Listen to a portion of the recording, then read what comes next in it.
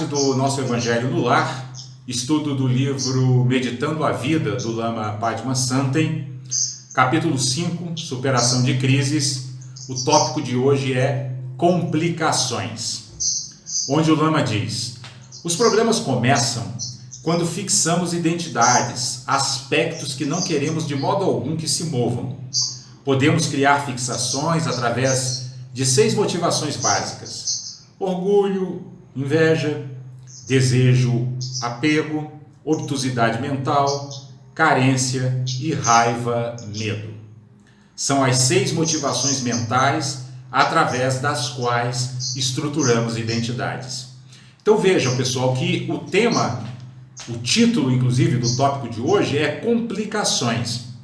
E o Lama já vai direto à origem das complicações, que é toda vez que nós nos fixamos em algo. É toda vez que nós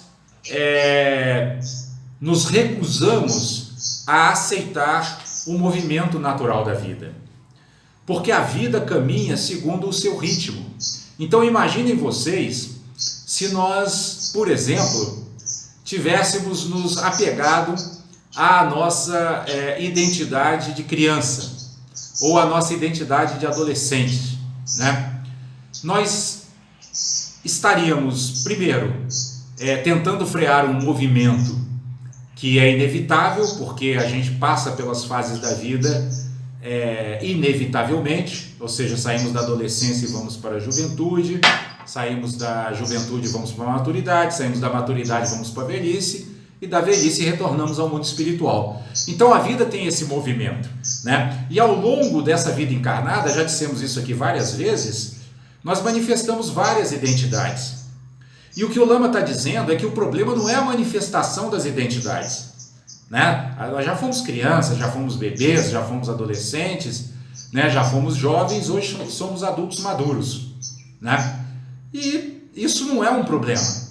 Agora, o problema é se nós nos fixarmos a alguma dessas identidades, ou até mesmo se nós nos fixarmos a nossa identidade terrena, né? Porque o que eu estou chamando aqui de nossa identidade terrena é essa identidade mais ampla que abrange todas essas outras que eu citei, né? Então, por exemplo, hoje eu me reconheço no bebê que eu fui, na criança que eu fui, no adolescente que eu fui, no jovem que eu fui e no adulto maduro que eu sou hoje, né? Então essa pessoa tem um nome, essa pessoa que sou eu tem uma história, nasceu em um determinado lugar, né? Tem pai e mãe, né? Então essa é a nossa identidade terrena, mas até essa identidade, se nós nos apegarmos a ela, se nós nos fixarmos a ela, nós teremos problema. Por quê? Primeiro porque em algum momento a morte nos alcançará. Ou seja, em algum momento teremos que retornar ao mundo espiritual. E, portanto, teremos que abandonar toda essa história, né? Toda essa trajetória que manifestamos ao longo da nossa encarnação. Se não estivermos fixados, teremos uma morte tranquila, pacífica, uma passagem suave. Se nos fixarmos, aí teremos aquilo que o Lama aqui está chamando de complicações. Ou seja, a morte em si não é uma complicação. A morte em si, ela é um fenômeno natural. O que traz complicação é nós nos fixarmos a nossa identidade terrena, a nossa personalidade atual e nos recusarmos, no momento da nossa passagem para o mundo espiritual, a soltar, né, todas essas coisas que caracterizaram esse eu terreno e as posses desse eu terreno. Se soltarmos, faremos a passagem da forma como Jesus nos recomenda, né? É leve o meu jugo e suave o meu fardo. Ou seja, se soltarmos, estaremos seguindo o conselho do Evangelho e, portanto, teremos uma passagem leve e suave. E aí o Lama segue dizendo: usamos estas motivações. Que motivações que ele está falando? As motivações básicas do apego à nossa identidade terrena, que gera orgulho, inveja, desejo, né, obtusidade mental, carência, raiva e medo, né? Então, essas motivações usamos em diversas combinações e isto produz impulsos. Logo depois surgem as complicações, porque os impulsos geram as 10 ações não virtuosas. Temos impulsos para matar, roubar, manter conduta sexual imprópria, mentir, agredir os outros verbalmente, criar intrigas, falar inutilmente, ensinar coisas indevidas, sentir aversão a outros seres e manifestar avareza. Se praticamos essas 10 ações, nossa vida se complica, ficamos cercados de inimigos e circunstâncias difíceis. Então vejam, pessoal, aqui o Lama está fazendo um link entre as 6 emoções perturbadoras e as 10 ações não virtuosas. Aliás, ele está fazendo um link? Não. Ele está nos apresentando a conexão que existe, porque isso é uma conexão que existe.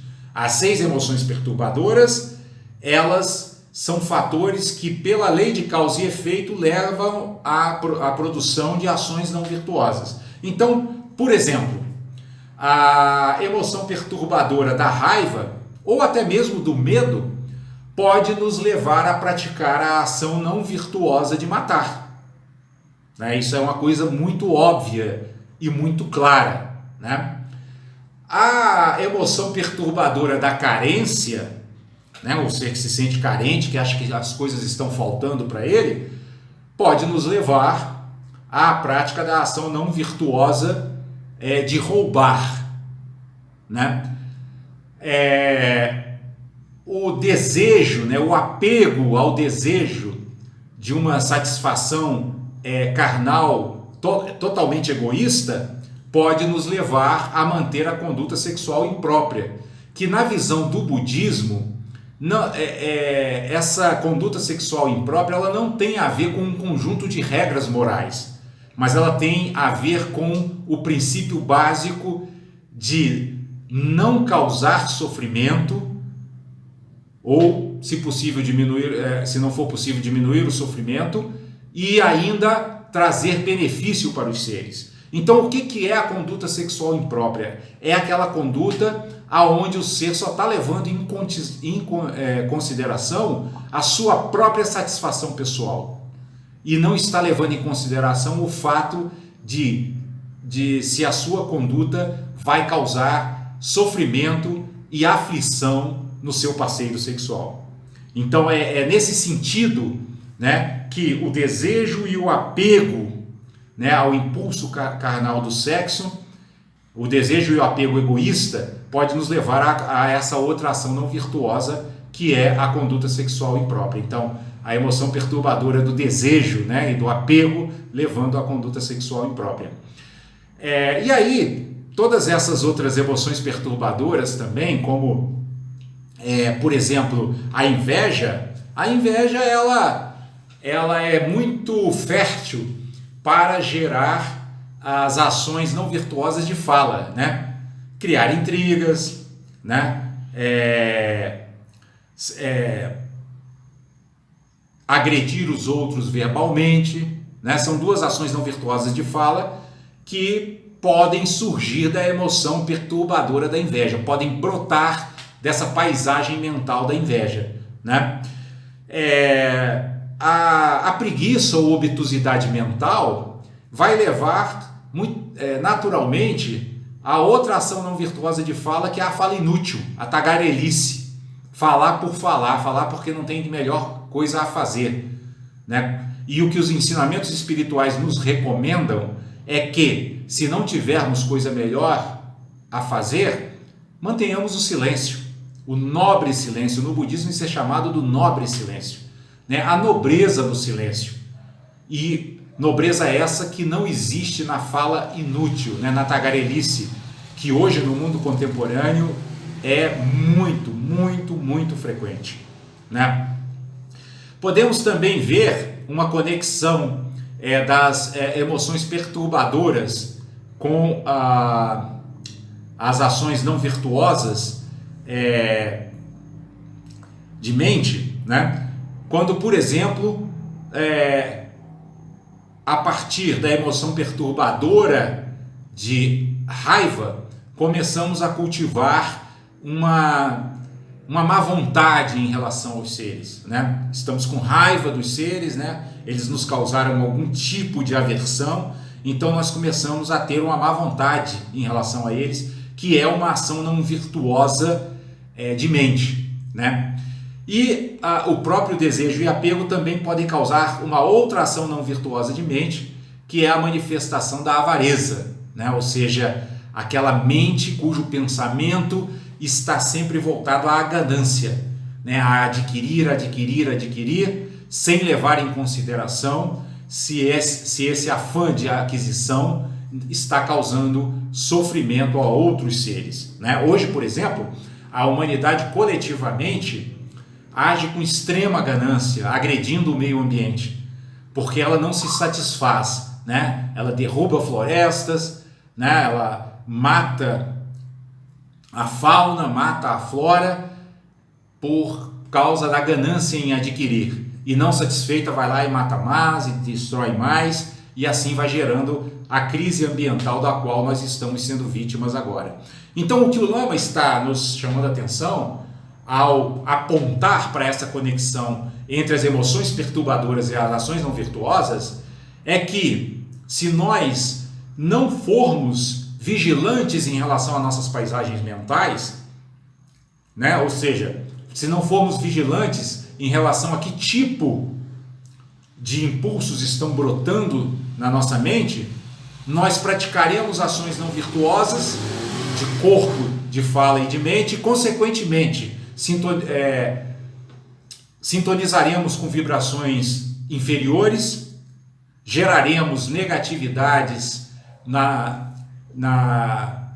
no nosso mundo interno, e dessa forma estaremos fazendo mal a nós mesmos, porque estaremos fazendo com que a nossa energia se torne mais pesada e possa até criar problemas de desequilíbrios físicos e mentais, de nos trazer inclusive doenças que podem, dependendo da intensidade com que nós permitirmos que essas emoções perturbadoras se manifestem na nossa paisagem mental, dependendo dessa intensidade, podem nos levar até a doenças mais graves e a desequilíbrios mentais muito perturbadores, né? Então o Lama está nos apontando isso para que sejamos vigilantes em relação às emoções perturbadoras e persistentes na prática das perfeições que purificam o nosso mundo interior, né? A perfeição da generosidade, a perfeição da disciplina moral, a perfeição da paciência, a perfeição da energia constante, a perfeição da concentração ou foco e, sobretudo, a perfeição da sabedoria, que discrimina o que é que deve ser cultivado e o que é que deve ser abandonado, né? Ou seja, o que deve ser cultivado é a bondade amorosa, a compaixão e a equanimidade. O que deve ser abandonado são as emoções perturbadoras, da raiva, do medo, da carência, do desejo, do apego, da inveja e do orgulho, né? E aí o Lama segue dizendo: se temos a percepção última, absoluta, naturalmente não vamos praticar as 10 ações não virtuosas, nem manifestar as emoções perturbadoras. Estamos liberados, não haverá mais crises. Se não temos a percepção absoluta, se não atingimos a liberação, inevitavelmente vamos trabalhar com as emoções perturbadoras e cometer ações não virtuosas. Bom, o que o Lama aqui diz, ou chama, né, de percepção última, percepção absoluta, é a percepção que nós temos quando estamos conectados com nossa natureza búdica, quando estamos conectados com nossa natureza divina, quando estamos conectados com o reino divino dentro de nós, de que fala Jesus, né? Nesses momentos, toda a escuridão se dissipa. Agora, o problema é que quando nós estamos no caminho espiritual, sem ainda ter atingido a completa perfeição, nós nos conectamos por breves momentos com a nossa natureza búdica. Nós nos conectamos por momentos muito fugidios, rápidos com a nossa natureza divina.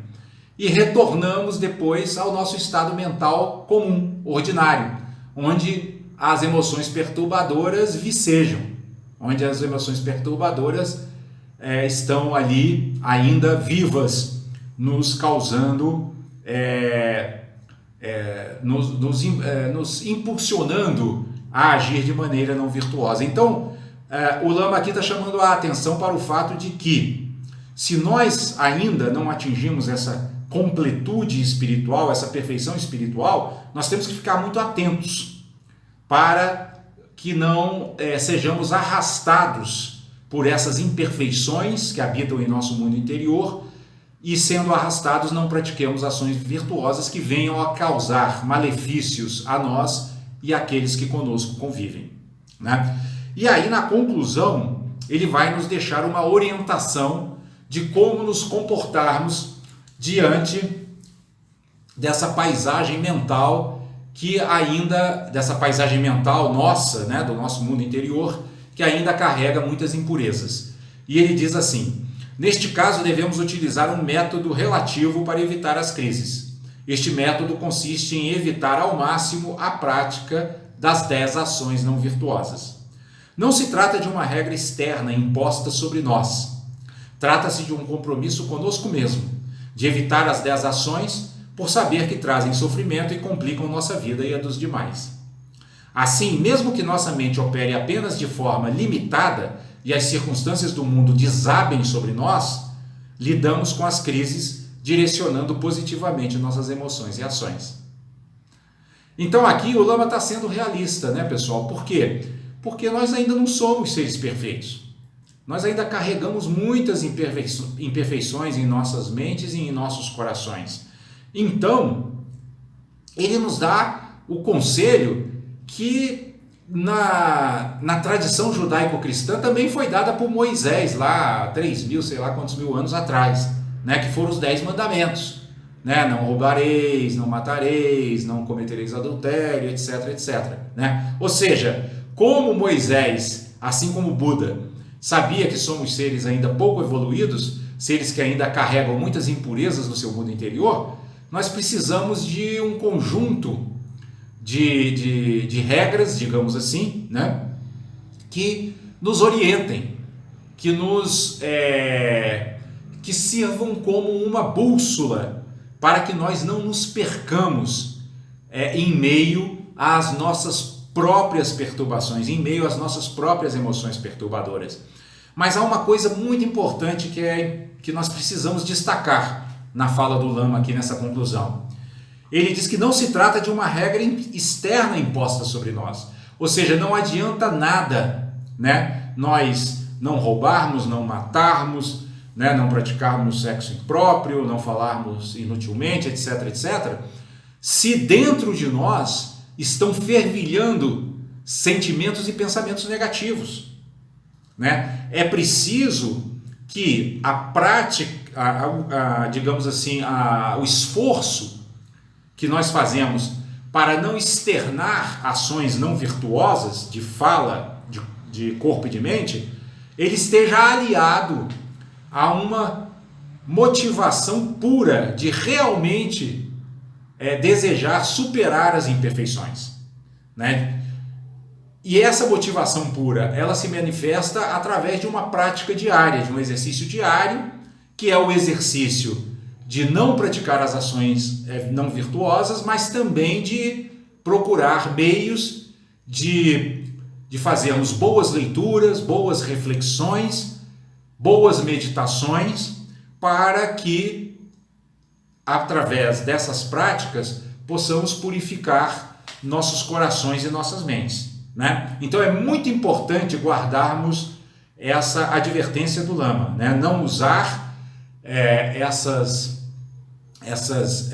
regras como se fossem regras externas impostas sobre nós, né? Porque as regras por si só não resolvem o problema da nossa evolução espiritual. É preciso que a gente olhe para esses princípios como faróis que apontam para a necessidade de iluminação do nosso mundo interior. porque é iluminando o nosso mundo interior que nós realmente superaremos esses arrastamentos das paisagens mentais negativas e transformaremos a nossa vida numa grande mandala de luz que nos servirá de alicerce para a nossa caminhada espiritual.